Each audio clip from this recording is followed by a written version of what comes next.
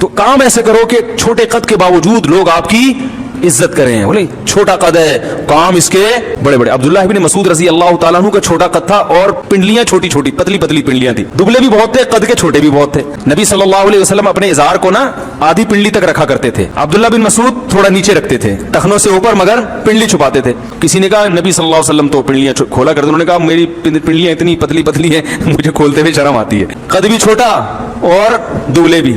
اور حضرت عمر بڑے قد کے تھے, بڑی پرسنالٹی تھی. لیکن عبداللہ بن مسعود جب مدینہ منورہ آتے, حضرت عمر استقبال میں کھڑے ہو جاتے, سینے سے لگاتے, فرماتے ہیں کنیفن ملیا علما, چھوٹا سا آدمی ہے, علم سے بھرا ہوا ہے. علم لمبوں سے زیادہ ہے, یعنی لمبے میں تو کیپیسٹی زیادہ ہوتی ہے نا, اس میں زیادہ علم آ سکتا ہے. کہا کہ علم لمبوں سے زیادہ کس میں ہے, ان میں. تو بڑا احترام کیا کرتے تھے. اور اہل کوفہ سے کہتے حضرت عمر کہ میں نے اپنے آپ پر تم کو ترجیح دے کر یہ بندہ تمہارے پاس بھیجا ہے.